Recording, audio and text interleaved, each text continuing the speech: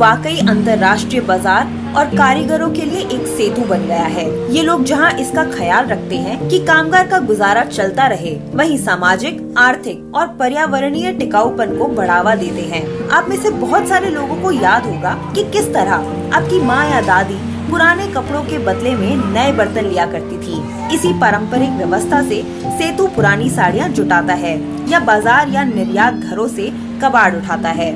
Zero कचरा नीति पर अमल करते हुए छोटे से छोटे टुकड़े का इस्तेमाल भी कुछ बनाने के लिए किया जाता है।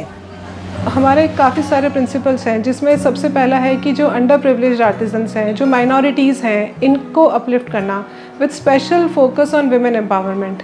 चाइल्ड लेबर को किसी भी तरह से हटाना, लोगों को एजुकेट करना, गर्ल एजुकेशन के ऊपर काम करना, एनवायरनमेंट सस्टेनेबिलिटी के ऊपर काम करना, ऐसे प्रोडक्ट्स डेवलप करना जिससे आर्टिजन्स को ज़्यादा से ज़्यादा लाइवलीहुड जनरेट हो। इस पूरे प्रोसेस में आर्टिजन की health and safety, raw material का पूरा इस तरह से चूज़ करना कि जो कि एंड तक जाके एनवायरनमेंट फ्रेंडली हो, इन सारे मिशंस को लेके हम लोग प्रोडक्ट्स बनाते हैं और इनको सेल करके जो प्रॉफिट्स होता है उसी से ही हम लोग पूरे डेवलपमेंट प्रोजेक्ट्स चलाते हैं। हमारा एक पूरा जो मॉडल है वो एक सेल्फ सस्टेनेबल मॉडल है। हमारा जो एनजीओ है वो किसी भी ग्रांट और एड के लिए हाथ नहीं फैलाना चाहता, क्योंकि हमारा मिशन यही है कि लोगों को हम सेल्फ सस्टेनेबल बनाएं। सेतु ने बहुत सारी महिलाओं को पितृसत्ता की जंजीरें तोड़कर नए भविष्य की ओर बढ़ने में मदद दी है। जो कि हम कहते हैं हमारे बेनिफिशियरीज हैं, जो कि अंडर प्रिविलेज लोग हैं, इनका ट्रस्ट जीतना। अगर आज मैं एक कच्ची बस्ती में जाती हूँ और मैं औरतों को कहती हूँ कि आप घर से बाहर निकल के आइए, मैं आपको फ्री में पढ़ाऊँगी, एक भी औरत आगे नहीं आएगी। हमें क्या मिलेगा पढ़ने लिखने से? हम आप पे भरोसा क्यों करें? अगर हम चाहते हैं कि ये इतनी औरतें घर से बाहर निकल के काम करने के लिए आएँ, तो इसमें हमें रोल मॉडल्स बनाने पड़ते हैं। ये हमारे लिए काफ़ी चैलेंजिंग है। हम अगर 10 जनों के लिए एक ट्रेनिंग प्रोग्राम चलाते हैं तो ये हम जानते हैं कि उस पूरे 10 में से शायद 2 ही औरतें ऐसी होंगी जो निकल के आगे आएंगी और जो अपना कुछ करेंगी, और हमारा टारगेट भी ये 2 औरतों से पूरा हो जाएगा।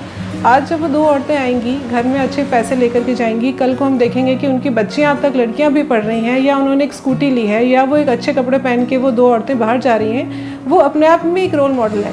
और अब धीरे धीरे ये थोड़ा सा हमारे लिए ईजी हो गया है, क्योंकि अब हमारा एक नाम बन चुका है, लोगों को हम पे थोड़ा ट्रस्ट आ गया है, और हमने इतने सारे जो सेल्फ हेल्प ग्रुप बना लिए हैं, उनकी सक्सेस स्टोरीज अब फैलने लगी है।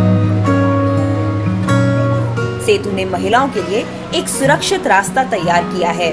सेतु में काम कर रही बहुत सारी महिलाएं उत्पीड़न झेल कर आई हैं। सेतु ने उन्हें बस आजीविका का हुनर ही नहीं दिया है, बल्कि जीवन में उतर सकने लायक शिक्षा भी दिलाई है, जिससे वे आत्मनिर्भर और स्वतंत्र हो सके। काफ़ी औरतें ऐसी होती हैं जो बिल्कुल इलिटरेट होती हैं, उनको हम लोग इतना पढ़ना लिखना तक सिखा देते हैं कि वो लोग न्यूज़पेपर पढ़ सकें, चीज़ों से अपडेट रह सकें, उनकी क्या राइट्स हैं वो सारी चीज़ें समझ सकें, जो भी वो आके काम करती हैं उसकी वो अकाउंटिंग कर सकें, इतना सब उनको पूरा केपेबल हम लोग करते हैं।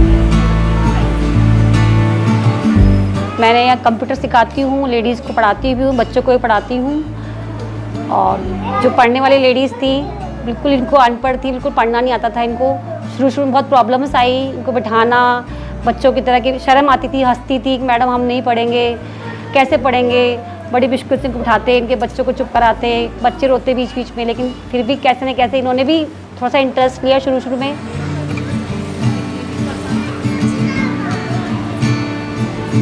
अब ये फिर पैराग्राफ पढ़ाया, पहले बुक्स पढ़ाई, फिर अब पेपर पढ़ लेती हैं अभी।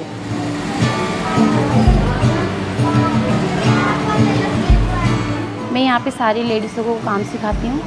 उसके अलावा इन लोगों को सबको ट्रेन करती हूँ कि ये चीज़ें किस तरीके से बनती हैं, किस तरीके से क्या होता है, तो ये सब लोग वो काम करते हैं। फिर बच्चों को पढ़ाती हूँ अपने उससे, और आराम से अपने भी सारे खर्चे वगैरह सब कर लेती हूँ। किसी से पैसे मांगने की ज़रूरत नहीं पड़ती मुझे।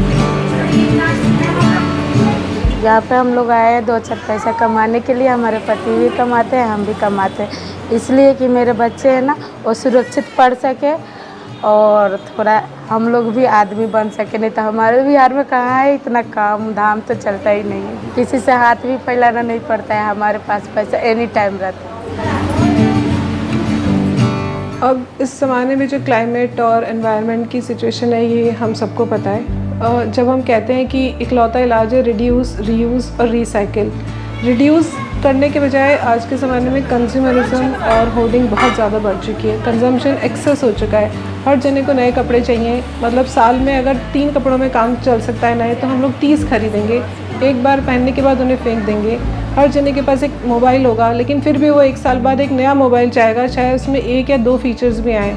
तो इस पूरे ज़माने में जहाँ इतना कंज्यूमरिज्म बढ़ता चला जा रहा है, वहाँ पर रिसाइकलिंग बहुत ही ज़्यादा इम्पॉर्टेंट है। तो किसी न किसी तरह हमें प्रोडक्ट्स को रिसाइकिल करके, उनको अपसाइकिल करके नए प्रोडक्ट्स बनाने पड़ेंगे। और कंज्यूमरिज्म और रिडक्शन तो डेफिनेटली की है ही, वो तो हमें करना ही पड़ेगा।